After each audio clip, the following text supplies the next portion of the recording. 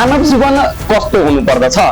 आदरणीय आमा बुवा दाजुभाइ दिदीबहिनी तथा मेरा प्रिय युवा मित्रहरू, आज म कुनै विद्वान बनेर तपाईहरुको अगाडि उभिएको छैन, म कुनै गुरु पनि होइन जसले जीवनका सबै उत्तरहरू भेटिसकेको होस्।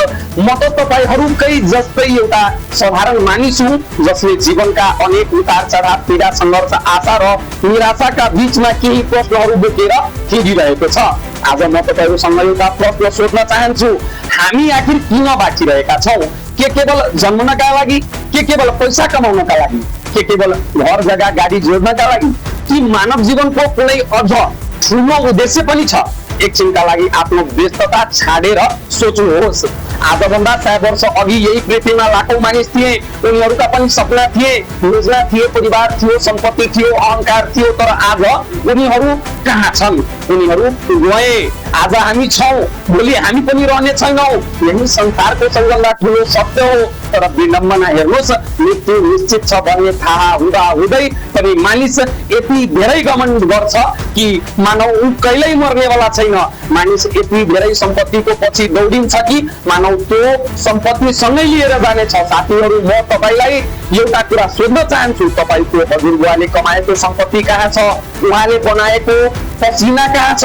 उहाँको चिन्ता, दुःख र सङ्घर्षहरू कहाँ छन्? सबै समयसँगै हराए। आज हामी जुन घरमा बसिरहेका छौँ, भोलि त्यो अरू कसैको हुनेछ। हामी जुन पदमा छौँ, भोलि त्यहाँ अर्को व्यक्ति हुनेछ। आज हामीले आफ्नो भनेर समातेको सबै कुरा एक दिन यही संसारमै छाडेर जानु पर्नेछ।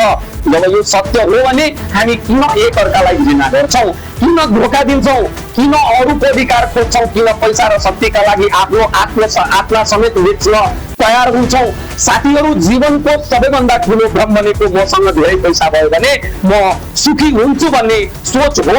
पैसा आवश्यक छ, खाना खान पैसा चाहिन्छ, उपचार गर्न पैसा चाहिन्छ, शिक्षा प्राप्त गर्न पैसा चाहिन्छ।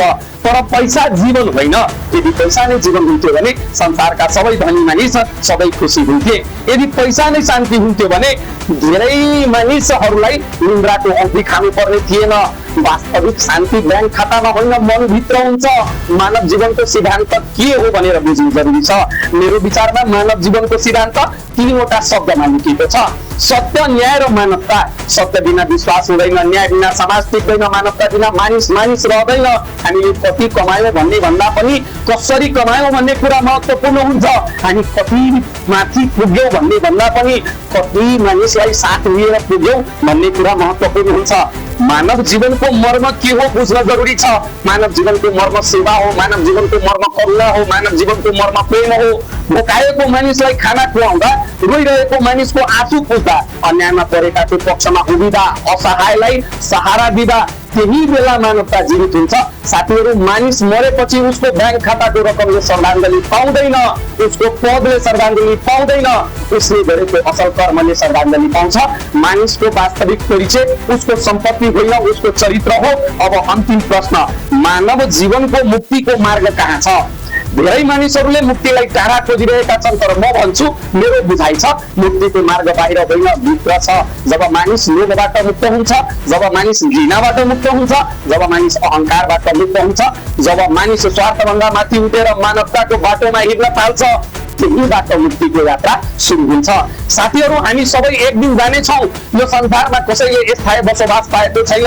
त्यसैले जाने दिनसम्म यति काम गरौँ कि हाम्रो उपस्थितिले कसैको जीवनमा उज्यालो ल्याओस्। यति राम्रो बनौँ कि हाम्रो नाम लिँदा मानिसहरूको मनमा सम्मान जागोस्।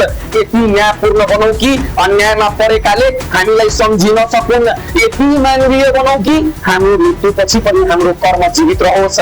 किनकि जीवनको वास्तविक सफलता धेरै बाँच्नुमा होइन, अर्थपूर्ण जीवन बाँच्नुमा छ। यो कुरा भन्न चाहन्छु। यो लेखाइ मेरो व्यक्तिगत विचार हो। हाम्रो समाज र मेरा प्यारा युवा मित्र साथीहरूका लागि मैले लेखेको छु। साथीहरू, कुनै समस्या भए त्यसमा आत्मिनु पर्दैन, त्यो समस्याको समाधान हुन्छ। तपाईँ आफैसँग आफैले एकचोटि प्रश्न गर्नुहोस्, आजको डेटमा, आजको मितिमा, आजको दिनमा तपाईँको सबभन्दा ठुलो समस्या के छ? र तपाईँ सोच्नुहोस्, यदि त्यो समस्या समाधान भयो भने के भोलि तपाईँको जीवनमा समस्या आउँदैन? के पर्सि तपाईँको जीवनमा समस्या आउँदैन? समस्या भन्ने हाम्रो साथी हो भनेर बुझ्नुपर्छ। तर हामी समस्यालाई दुश्मन र सुखलाई त्यो सुकीको क्षणभरको पललाई हामीले साथी बनाएर हिँड्छौँ, त्यही भएर हाम्रो जीवन कठिन भएको छ।